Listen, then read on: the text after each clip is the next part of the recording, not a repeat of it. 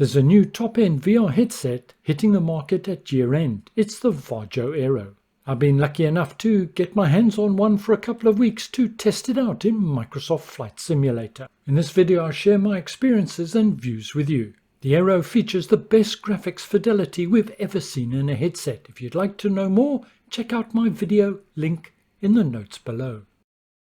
A warm welcome to the SimHanger. My name's Mark. Thanks for watching and let's get started. I'm using an RTX 3090 graphics card with the latest Nvidia driver installed at time of recording. My Nvidia 3D settings are all at default, with the exception of power management mode, which is set to prefer maximum performance, and texture filtering quality set to high performance. The Varjo base software manages the headset, and my image quality is set to default, which is 2880 by 2720 pixels per eye. The highest available in any consumer-facing headset today. Motion reprojection, or motion prediction as Varjo call it, is disabled. Following my earlier video, a number of subscribers have queried whether this headset is compatible with Steam VR or Windows Mixed Reality. And it's an easy answer this time. It's compatible with both. It will run with both the store and the Steam version of Microsoft Flight Simulator. OpenVR gives it Steam compatibility and OpenXR gives it Windows Mixed Reality compatibility. All my testing was done on my system, which is an i9-10900K, RTX 3090 and 32GB of fast RAM. At the time of recording, I'm using Microsoft Flight Simulator version 1.20.6.0 or Sim Update 6. Here are my Microsoft Flight Simulator settings, and I've set them fairly high. I'm not taking it easy on the Aero headset. Pre-caching is set to Ultra. Detail levels are at 100, volumetric clouds are at high, as is texture synthesis and water waves. Being predominantly a VFR simmer, the details close to the ground are important to me. My render scale is set to 100%. A couple of points I'd like to make before moving on to the flights. Firstly, the headset and software that I'm using are effectively a prototype. They are still in development. But what I can say is that overall I got a very good performance, and one that is comparable to my HP Reverb headset. And whilst I'm not presenting FPS details here, as this is not a finished product, what is apparent is there's some subtle differences in the way that it manages memory. And this probably accounts for why we're getting such good performance, even though it's at a much higher resolution.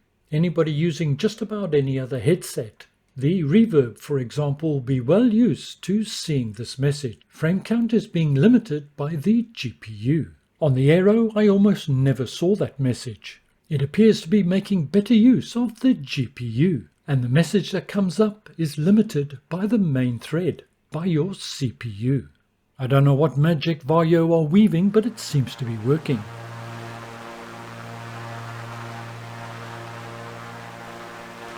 The images you're seeing here are not through the lens. Through the lens videos are very difficult to do and very difficult to remain consistent. If you'd like to see through the lens footage, please see my earlier video. There I've included a selection of different views through the lens. So you're not seeing what I'm seeing in the headset. I'm seeing it in far more detail and at a much higher resolution than what you're seeing it at. I've zoomed into one of the VR eyes as displayed on the screen. It's much easier for you to watch that way. If I had done this with any other headset, then the view you're seeing would be better than that displayed in the headset. And as just mentioned, that's not the case with the Varjo Aero. What this does clearly show, however, is how smooth or otherwise the display is, and whether or not it's skipping and jumping frames or having multiple micro pauses. It does give you a pretty good impression of whether the performance is good or not. And when assessed against the Microsoft Flight Simulator settings that I showed earlier, and bearing in mind the higher display rate, you can form your own opinion. What I can say is that the frame rate very rarely dropped to below 30 FPS. And this usually only happened when flying low through someplace like Chicago, for example. My other observation is that the frame count was fairly consistent all the way through. regardless of whether I was in a large built-up area or in a sparsely populated area. We're currently in and around Tokyo, and we're descending down to about 2,000 feet, and we should be hitting some range shortly. There we go. Having been testing the Varjo Aero for some time now, all my VR flying has been in the Aero for the last 2 weeks or so, and it was only earlier today that I jumped back into my Reverb headset. I had grown accustomed to this graphics fidelity, and quite honestly, I was shocked. Yes, the Reverb is a great headset, and still a favourite of mine, but as a pilot sat in the cockpit, well, the Varjo Aero is just unbeatable. It's difficult to explain just how much clearer it is. It's like looking at your display monitor. It really is that clear. In terms of FOV, well, the Aero has a slightly wider FOV than the Reverb in my opinion. And I did notice this when swapping headsets, but your brain soon clicks in regardless of what headset you're wearing, and you don't notice the difference after a little while. And of course the FOV is nothing like the Pimax. The Pimax 8KX is also a great headset and remains the king of FOV. If you're looking to buy this headset, well, visit the Varjo website. You can order directly there. And yes, let's be honest, comparatively it is an expensive piece of kit, and perhaps hard to justify. That is, until you get into the headset itself and see the graphics. It's at this point that you're absolutely stunned. Who knew that this sort of technology was already here? I certainly didn't. Let's make no bones about it, this headset is aimed squarely at the enthusiast, not the casual user. Another point worth mentioning is if you wear glasses as I do, there's plenty of room for standard size frames in this headset. In fact, it's the most comfortable I've had or experienced with glasses on.